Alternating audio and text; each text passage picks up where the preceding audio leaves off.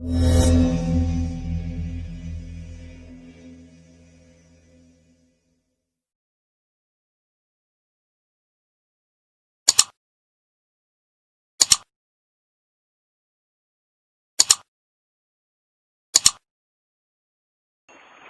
saya baca hadis termasuk alamatnya kiamat, itu banyak zina. Terus yang kedua itu wayurfa'ul ilmu, dan ilmu itu hilang. Ilmu apa? Hilang. Ini kula baca itu di Bukhari, di Muslim, itu nangis sejadi-jadi. Kula ngereling hadis itu nangis, dan saya takut anak-anak saya nanti, anak cucu kita nanti akan mengalami masa kebodohan masalah. Kebodohan masalah misalnya gini ya, nanti kalau ulama itu gak cerewet kados kula, gak mau ngomong hukum, itu nanti wong kuwolak-walik. Jadi misalnya begini, ini saya ngomong di mana-mana, terutama sama santri-santri saya ngomong di mana-mana. Dalam kasus maksiat itu ya ada etika. Misalnya orang yang di niklab atau orang yang misalnya yang ngorder orang nakal, itu juga ada aturannya. Misalnya Rukin daftar dulu, ya Rukin yang dapat dulu. Setelah itu Mustafa, setelah itu Mas Tri. Nanti yang gelem antri namanya anak baik. Rukin itu anak baik karena mau nopo antri. Nanti yang transaksi dan bayar namanya anak baik. Mergo dekne yo kasil zina yo bayar namanya anak baik. Kuatirku nanti kalau ilmu itu sudah hilang, nanti kemaksiatan sudah ada. Sing ono buat dilem anak baik. Dia tetap zina tapi dilem anak baik karena dia zinanya ya bayar ya mau antri. Paham ya? Orang melihat konser yang pornografi, yang mempertontonkan aurat. Kalau masuknya pakai tiket, namanya penonton baik. Tapi kalau munggah-munggah tribun gak nganggo tiket, penonton jelek. Padahal cara Allah sama jelek nggak mergo delok porno. Paham? Lho mboten, ilmu itu pasti nanti hilang. Dan itu yang pasti dimaksud Rasulullah wa yurfa'ul ilmu. Ilmu itu nanti hilang oleh etika sosial. Meskipun dalam etika itu terjadi kebobrokan agama. Itu yang paling saya takut. Nanti itu kebaikan itu dalam keburukan. Yaitu tadi, orang nonton konser pornografi, asal kamu bayar, dianggap penonton baik. Kamu nonton, kok ngaruh dan bayar. Terus tengok-tengok, penonton itu baik sekali. Wajar delok ngiler perkara pornografi. Tapi karena dia bayar dan anteng, dianggap penonton baik. Karena dia dilem orang baik, dia tidak pernah introspeksi kalau perilakunya salah. Paham ya? Nanti itu pasti maksudnya Rasul itu begitu. Itu di sarah-sarah ada, tapi saya memahami begitu. Nanti pasti hilang. Makanya saya bersumpah sampai saya mati pun saya akan ngomong ilmu. Meskipun ulama kayak saya itu tidak populer. Saya itu sering dikritik sama teman-teman saya rezekinya dari pidato. Gus ini apa jenengan ra gelem pidato? Nggak kalau pidato gak pede, nanti nuntut teng omah kula. Kita jawab tenan, nggak siap. Ngrugekno kowe lho jawabanku. Gak usah Gus kaya terangno satu aku ora roh dadi tetep sering pidato. Lah iya macam-macam. Ndak gini terus kalau tenangan. Jadi nanti wayur faul ilmu itu begitu. Ilmu itu akan hilang karena kalah oleh etika. Etika dalam kemaksiatan tadi. Makanya saya pernah punya santri, dia itu punya toko konten. Dia ngeluh ke saya coba. Sebelum Dewi jenengan itu benar. Jadi wong soleh itu butuh nyali. Tapi ya, ini cerita. Pegawai negeri PNS itu kan punya gaji tetap, paham ya? Di gaji apa? Rasa tersinggung, harus biasa wae. Anggap aja ngomong ngarepe pangeran kowe tak kei donto. Lah kowe modal opo? Kudu apa? Wong satu murah. Dia itu punya toko kelontong. Ya iku pegawai PNS kan bulan digaji, paham ya? Guru dia digaji. Lah itu lah. Wong e rokan Gus, cara teori santri yo buka aurat jenenge ro. Tapi tak belajar aku bayar. Jadi tak anggap pembeli yang baik.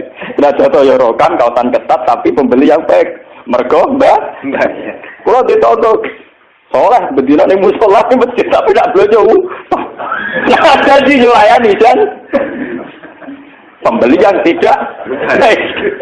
Uang kan saya proses. Uang kok dicoba makal wong soleh.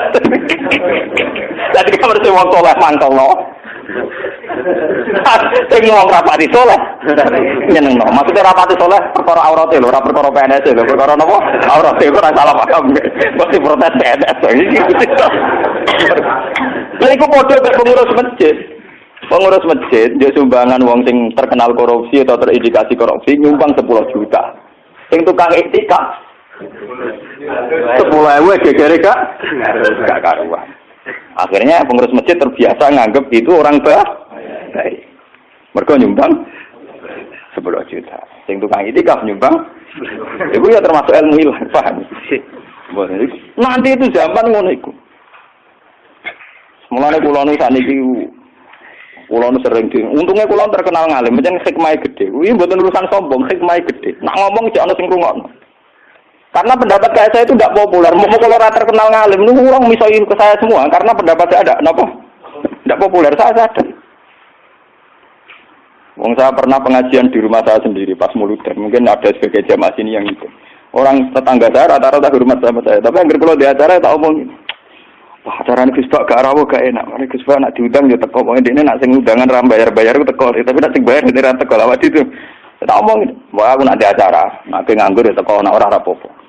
Pokoke nak sing demi anak bojone ra teko malah apik. Iku ajaranku. Tak omong saking kepengenku gak gagu masyarakat. Tapi uang ya tetap segan gitu, tetap teko. Tapi tak umum tak. Saya tidak tersinggung. Andaikan sampean tidak. Nah ini kalau terus balik. Terus yang ketiga contohnya gini. Kiai ku kados kiai kados kula. Kula nu lebih nyai 5 tahun, bapak wafat 2000. Pun mangkel tenan. Cara ora eling Quran mangkel tenan. Masyarakat yang anaknya setengah idiot atau yang dianggap gak pati pinter itu di pondokno. Nah sing iki udah bagus. Lho ngoten niku kadang yo nganti camat mantan camat. Ini kula jujur kula termasuk kiai termasuk kiai gede, camat-camat lagi do semetu. Gus, kula niku ndek anak. Problemnya itu dia hiperaktif, ngeten-ngeten. Anak padahal kakaknya di UGM gini-gini. Itu coba yang itu supaya mondok di sini gini-gini. Ya sudah begitu. Untung kula termasuk kiai sing rapati butuh duit, rapati butuh derajat. Memang tak pisau ya, tak maki-maki nek kula. Lalu lucunya setelah itu tidak kasil mondok di saya karena tak maki-maki. Itu gang beberapa hari. Wong sing ngomong itu wong melarat. Ya orang melarat tidak camat. Muga ora melarat itu tak bisa ya melarat repot. Ya gitu. Anak yang baik karena dapat prestasi di sekolah umum, yang tidak baik di pondok. Wah nyorok Gusti kula saiki. Wingi wong sugih kula tidak miso ilang iki terus budi. Kan etika keulamaan kan bisa wong para ora oleh. Nak Gus oleh. Jadi nak miso ora oleh. Nak Gus napa? Yo beda kan miso napa? Jadi ono. Lah itu yang menyelamatkan hati saya itu satu, yaitu tadi. Kenapa di Al-Qur'an diulang-ulang innalladzina amanu wa amilus shalihati. Jadi sebetulnya begini, lah ini yang peringatan ya bagi teman-teman yang mungkin di sini ada PNS, ada orang-orang yang biasa punya selera elit. Cobalah Quran ini dihidup-hidupkan lagi, amanu wa amilus sholihat. Dalam teori Quran pokoknya yang baik itu ngamal soleh. Jadi misalnya saya sebagai orang alim di Pondok Ruhin, dia sudah misalnya idiot, melarat, aneh-aneh. Di Pondok Mastri misalnya, wis melarat, aneh-aneh. Pondok Mustafa, melarat, gak pahaman misalnya. Kalau dalam teori pendidikan modern di mana butuh bibit unggulan, ini itu nggak masuk semua. Karena sudah ada bayar, idiot, ngawur, aneh-aneh gitu. Itu kan repot. Wah, itu kan repot. Jadi kamane santri kok Mustafa ngenten iki, wis ora tau salam tempel lah kok kiai ini ra salat qobliyah. Kiai ora salat apa? Qobliyah. Gremeng dene mesti gak trimo dek. Napa? Duwe kiai kok ora salat apa? Qobliyah. Misale tak turuti salat qobliyah, kok ora badiah. Wah, dia karepe kiai ku ideal. Ngaku karepe dhewe. Padahal kiai ini kesusu rabadia kopi mergo ape nak merga ngurusi dekne terus kelaparan. Nah ini contoh. Nanti suatu saat ada era sekarang juga mulai. Sekolahan yang hebat adalah sekolahan yang luar biasa dengan makna santrinya IQ-nya bagus. Siswanya IQ-nya apa? Bagus. Pola sosialnya bagus. Pembayarannya nomor yang penting gini Bu. Pembayarannya apa? Nah terus akhirnya pondok-pondok pesantren kan kedua bayarnya bagus, otaknya tidak bagus, perilakunya tidak bagus. Lu mau aku tuh rajin sangoni pangeran, wa amilus sholihat, ngurumat Ruhin, wa amilus sholihat, ngurumat Mustafa ya amilus, wah surah urip, surah jadi uang. Tapi karena saya punya semangat sarane Quran, sementing aku amilus, ya sudah, Allah menitipkan ngamal saya lewat ngurumat Masri, lewat ngurumat Ruhin. Ya sudah selesai. Masalahnya terus nopo? Nah, kalau suwun sing ngaji kula, semangat kenapa Quran ngulang-ulang wa amila sholihan, diulang-ulang wa amil sholihat. Penting dalam hidup tuh amilus. Kula pernah, ini cerita nyata. Saya pernah lihat TV sama ulama-ulama yang kayak saya, artinya tipikalnya ya kayak saya, orangnya alim terus ya ikhlas. Cocok-cocokan kan. Jadi kiai lah ya tahu grup modal yo ngalime sak kula, yo alim tenan. Yo putrane ki gede. Padha kiai ini kan buka kertu. Ini tenan mata Bu iki kisah nyata. Ini ngaji wong tua-tua. Dene aku kan wong enjoy Islam. Tahu takok. Gus. Mendingan nak delok SBC napa menteri napa-napa sing teng TV-TV. Wong kok mulyane ngono. Buka lawange ra tau delok menteri. Terus pokoke mulyane kok ngono. Wis ngono diarani pahlawan. Misalnya ngurumusno ekonomi, ana pertumbuhan apa? Jadi harus tahu diri ta ora. Niki ora ono wong Gus, kula takok jadi. Waktu lama ya, itu kan. Lah aku wong kula wong alim kan gak wajib sungkan dong padha napa ngalime. Lah takok. Loh, jenengan gak witi takok. Salah jenengan gak witi takok. Jenengan cerita awake jenengan iki kok tak jawab. Dia cerita. Kula karepe mangkel protes. Kula sing wis ikhlas istiqomah mulang masyarakat ra ono sing hormati, kono wis digaji. Gajine presiden ya dhuwur, gajine menteri ya dhuwur, gajine bupati. Nak ngamal jarane ngamale Dik. Ini padahal tugase. Ngamal tenan nak kita, kesurku ora ono sing gaji. Tapi ora ono biji. Wah, waktu buka dhewe tak mlebu mobil. Tak rusak ya dadakno. Bupati rusak ora sing dadakno. Anduk harus gawakno. Kene mobil lah rusak kudu ngutak. Cerita dari protes gak mana kenyataan iki napa? Terus bar ngene cerita. Repot iki jenazah di mantap. Karena latar belakang saya kan kayak Quran, saya tuh tidak pernah punya perasaan seburu dia. Artinya saya lebih terbiasa ikhlas. Saya orang pun rangnon, aku muni ikhlas kan lebih baik dibanding dia kan ya etis loh. Wah, apa? Lho boten iki nyata bener sampean mangkel dadi kiai bener. Mana kira usah dadi kiai urip. Nara bate buat kiai wis moden lah. Akhirnya kalau saya itu ya ada orang sempurna. Cuma kalau sakit ngobati awak kulo piyambak bisa. Seperti itu kalau kulon mulai alit sebagai orang mukmin itu pangeran kulon itu Allah Subhanahu wa taala hubungannya apa? Ya kalau pangeran kula Allah, paribasane kula niku nulung semut sing kebulet, utawa nulung anake pitik sing kebulet teng jero pawon sing gak ana wong. Niku kula ngrasa ibadah. Mergo ngamal kula dibisi Gusti Allah. Ana wong melarat, gak iso mangan. Terus kula kei dhuwit 5.000 kelar mangan. Niku kula nggih ngrasa ibadah, mergo sing biji kula Allah lan pir. Kalau mereka yang ngisi kan wartawan. Saya ini seorang mukmin, yang Tuhan saya itu Allah bukan wartawan. Ini kan kok cocok Gus, kok aja nek kepengin ngobati ngoten. Tapi kalah mek mangkung kula. Kalah enggak artinya kenapa kiai-kiai itu bangga dengan amal-amal yang kecil, kadang mengekei santri melarat rantuk wesel, kadang ngekei iman. Itu karena iman sama aturan dasar fama ya amal mithqala dzarratin khairan yarah wa ma ya amal mithqala dzarratin syarran yarah. Sekecil apapun Anda amal dinilai Allah. Ini penting kalau aturaken. Nanti ada wilabatul jahli, ada kebodohan napa masal di mana orang yang rapat tentang ketahanan pangan karena dihadiri menteri dan tetap-tetapnya. Orang itu dianggap berprestasi karena mempertahankan pangan, kuota pangan cukup, bulog cukup. Padahal hakikat yang mempertahankan pangan itu siapa coba kalau per individu? Ada tukang becak miskin. Dia hari itu tidak bisa makan. Ditolong sama tukang becak diutangi 20.000. Anak istrinya jadi apa? Makan. Dan di mata Allah yang menjaga nyawa tukang becak ini adalah temannya tukang, bukan pejabat-pejabat yang rapat di hotel berbintang. Meskipun saya ngakui fungsi mereka, tapi kalau saya disuruh ngakui fungsi mereka juga harus ngakui fungsi sosial yang dilakukan Saya pernah juga diperut, apa jenengan ada ngakui fungsi menteri? Lho nek aku gelem ngakoni kono kudu ngakoni adil, ora aku ngakoni kono ora, lha bangkune. Kok penak?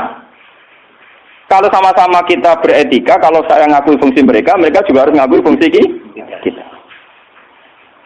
Makanya saya itu kalau melihat petani di sawah, dan itu sebagian anak-anaknya mondok di saya. Itu kalau saya nyeritani ngoten. Pak, yang rapat-rapat ketahanan pangan di hotel-hotel itu hanya rapat ketahanan pangan. Sampai sebagai petani yang tulen, itu yang hakikat mewujudkan sampai jangan kecil hati. Saya dan di mata Allah Andalah yang mempertahankan pangan. Karena Anda belum jadi Jadi itu banyak santri-santri wali murid yang bangga dengan saya. Wah, nak ngono berarti kula wong top, ya wong top padha mbek menteri pertanian. Nah, ini ya kalau menteri kan lapornya sama presiden. Kalau sampean tak latih laporannya mbek Allah Subhanahu. Lah ini khasnya ulama. Lah saya nanti takut tadi yurfaul ilmu. Nanti itu kalau sudah ada ulama yang kecangkeman kayak saya, nanti yurfaul ilmu. Ilmu itu hilang sehingga yang dianggap prestasi ketahanan pangan misalnya ya menteri pangan sama pejabat bu.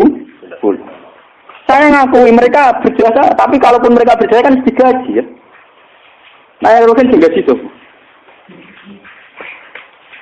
Paham ya? Nah ini kembali ke Quran tadi. Makanya saya tetap bangga dengan Quran. Quran itu spirit ngamal. Amilus sholihat. Sama ya'mal miskolan kerotin khairai. Nah kemudian memang ilmu ini kelihatan biasa saja. Karena ya nggak ada yang menjelaskan. Makanya kalau syukur jenengan gelem ngrungokno ngaji Quran. Saya tidak bangga karena sampai ngaji saya enggak. Biar orang itu bangga lagi dengan teori-teori Quran dan biasa transaksi di Allah Subhanahu wa taala. Seperti saya ngaji di sini. Saya ini termasuk terkenal pintar. Beberapa kali saya diminta jadi dosen di universitas terkenal dan itu berkali-kali. Saya sampai sekarang belum pernah bilang iya dan itu Allah tahu niat saya. Ya supaya saya pilih-pilih yang Gusti. Ben ono kiai sing ra dosen. Jadi pokoknya mulang, mbok prospek ora, mbok ono sing gaji ora. Tapi kan presiden saya kan jenengan, jadi saya lapornya sama apa? Nah, misalnya pangeran kemarin aku marah terus nganti mati, marah itu nak dirasakan non agak dirasakan kan juga. Jadi saya sampai sekarang itu mulai dulu saya mondok itu ya marah, tapi nggak tahu kalau rasanya marah. Nanti saya ini cara ukuran kiai selevel saya yang marah, karena yang alimnya alim saya yang lebih kaya banyak sekali. Kamane ilmune mek kula kasih akeh, tapi nak donyane akeh dene. Pirang-pirang. Ya kuwi dhewe pidato plang-plang. Pokoke dene pantangane pidatone kawasanku dene. Wis pantangan tenan ora diundang. Upar kowe disane Gus Bage tak. Nggih tak desa napa wah ora sido. Ben kualat. Dosa njajal wilayah wong alim napa? Dosa. Dolim. Ngomong tangga-tangga gue tak didik apik gelem ngaji sing biasa kok dididik apa? Ngaji sing bermewah napa?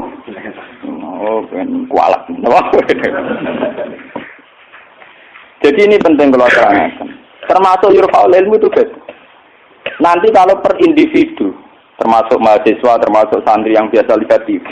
Kalau per individu hanya mengapresiasi pejabat-pejabat misalnya ketahanan pangan daripada mengapresiasi tonggone sing ngutangi dan itu menjaga nopo itu akan bahaya bagi kelangsungan iman, ya? Karena orang tidak biasa transaksi dengan Allah Subhanahu wa taala. Padahal dalam kitab-kitab diterangkan betapa banyak orang jadi wali hanya berdasar keimanan wong siji wong loro tanpa rapat-rapat yang disorot media nopo. Sama ndak ceritane, saya pernah cerita di sini. Ana wong maju iki sugih ra karuan, wis sugih raja, udah anak wayu. Bareng dia anak ayu karena dia maju tidak beragama mikir. Lah bocah ayune ngene kok tak tokno rugen. Pintu tapi wong cilik tak rumah aku kok gede-gede dirasakno. Rugen. Mikir. Walhasil dia mutusno dirabi dhewe. Napa? Dirabi. Karena dia maju. Bareng malam pengantin, tiap apa ngeloni niku ditotok ya dia. Tok. Terus metu dene. Ono wong ganggu bulan madu kan mangkel. Ono apa? Kulo niku gak situ, balik meneh. Coba ublek. Terus apa? Lampu cilik lho. Cender apa? Cender apa gonku edan ya. Iya lho, cender. Oh, cender cara bahasa Rembang lho. Apa liyane cender? Oh. Cender kalau cender. Ya cender. Tapi mirip. Nah salah ucap repot. Ublek sing ora nyerempet kok keteringan kelapatan cender. Rugen rawani bakat sak cender. Pasti kena. Ublek netral. Agar diparani melaju itu sampai 3 kali. Karena 3 kali ngerti diparani itu sih diparani kan tidak omah. Ternyata dia itu seorang janda sing anaknya do kelaparan. Anaknya kelaparan ditanya kenapa kamu ke rumah saya nak tak kerja kok melaju, terus dia cerita. Pak Majusi, saya ini punya anak kelaparan semua, ingin makan. Kalau saya ingat anak saya mau memaksakan minta jenengan karena jenengan yang punya makan. Tapi kalau saya ingat jenengan Majusi dan saya seorang mukminah, niat itu saya urungkan betapa saya tidak ingin menjual iman saya. Terus entah ini kene dari si Majusi tadi. Ini mangan gandum, pokoknya segala yang diperlukan janda itu dan anak-anaknya diambilkan terus diterus, dipikul dia. Padahal dia seorang raja, diterus. Padahal dia niatnya beraga gudin. Buatan ini cerita iman. Biar sampean biasa transaksi oleh Allah Subhanahu wa Ta'ala. Nanti nilainya nanti saya akan satu. Biar sampean biasa transaksi oleh Allah Subhanahu wa Ta'ala. Terus dikasih. Nah cerita itu terbongkar, itu justru karena antar wali. Jadi ada seorang wali, dia ngipi di Ka'bah, dia zaman dulu itu masih mungkin orang tidur di seputar matok dan tawaf. Dia seorang wali, Abdal, dia tidur bersama Rasulullah. Hei fulan, hei wali fulan, saya titip salam pada orang itu. Ternyata orang itu yang disifati Nabi itu orang Majusi yang di kampung terkenal paling arogan. Mereka ngerabi anaknya. Ketika dia tahu bahwa Majusi yang dititipi salam Rasulullah itu begitu, dia mengurungkan niat. Mau Rasulullah salah alamat, salah kirim salam. Itu kan nggak mungkin. Masa Rasulullah salah kirim apa? Salam. Itu apa takon rapotnya elek kabeh. Iku mau Majusi sing saking kurang ajar yang rabi anak. Akhirnya dia memaksakan konfirmasi. Mau Majusi ini diparas. Ya Majusi, saya ini tanya tangga-tanggaan. Tidak ada yang cerita bahwa ada orang benar. Tapi aku ini gawa salame sama Rasul. Pasti kamu punya perilaku yang spesial, yang hebat. Majusi langsung iman. Asyhadu alla ilaha illallah wa anna Muhammadur Rasulullah. Nabimu banyak nabi tenan. Perilaku saya tadi malam tidak seorang pun yang tahu. Cerita. Wah, kira iman. Ya ras denglone anak, ya langsung nopo. Padahal enggak disorot media massa dan itu perilaku Begitu juga di kitab-kitab ada cerita seorang lonte, seorang WTS. Dia setelah melakukan aksi kelonteannya pulang. Ngerti asu dilat-dilat ning tanah, dia menafsirkan itu pasti kehausan. Kalau bolak-balik cerita teng mriki dan itu ada di hadis sahih, karena lonte gak priayi. Malah mbok santri ora iso. Lonte kelebihane kan gak napa? Priayi. Iku dekne nganggo sepatu bute medun ning sumur. Terus dicopot. Setelah ngambil air dicopot sepatu bootnya karena tangannya 2 digo ngeranggah munggah. Ya mau mergo ra priyayi iso wae kan mergo napa? Gak priyayi. Orang priyayi kan gak kebayang. Orang priyayi jarian dia oleh munggah-munggah. Lha boten iki cerita tentang hadis sahih. Setelah diminumkan anjing itu, Allah syukur sekali karena ada makhluknya yang diselamatkan si lonte itu dan diparingi tobat jadi orang. Lu apa susahnya sih kayak jenengan saya, Mas Tri, Ruben semua. Coba kita ini kan sering menyelamatkan nyawa. Paling tidak anak kita. Anak kita kelaparan, kita berikan susu. Istri kita kelaparan, kita berikan nasi. Kita ini berkali-kali menyelamatkan nyawa. Tapi kita tidak pernah bangga. Karena kita nunggu bangga kalau kayak menteri, kayak presiden. Lalu iman kamu di mana? Lalu posisinya Allah yang nilai kamu? Kita ini mukmin yang geblek, paham? Mukmin yang bodoh. Malah nek TV juga keseringan. Bener cocokan kula bagi ini cerita cocokan antar wong alim, Pak. Lu mboten enten tiyang roh, namung kula bagi. Mau cara tak critakno ya mangkel, tapi kan tak sebut jenenge. Tapi dene tetep ngakoni. Mati man kejenengan ngalim, mencen atine jenengan apik batin suwe ana ati ku apik. Dia baru sadar. Ya makanya saya ini kalau baca wahyu tadi termasuk wahyu faul. Orang yang kadang bergelar-gelar yang hebat kadang masih melakukan kebodohan dalam imannya, yaitu nganggap prestasi yang kayak presiden, kayak menteri. Sementara penyelamat-penyelamat nyawa yang lewat aksi-aksi personal tidak gini. Quran itu dawuh Allah Subhanahu wa Ta'ala, Allah sing duwe langit, duwe bumi, wae ngangge tarif miskola dzarrah. Tarife pangeran mau miskola, sekecil apapun amal Anda, sak miskola tetap tak hitung jare. Kenapa kita manusia sombong? Ngitung amal itu yang disorot. Ngitung prestasi itu yang diakui publik.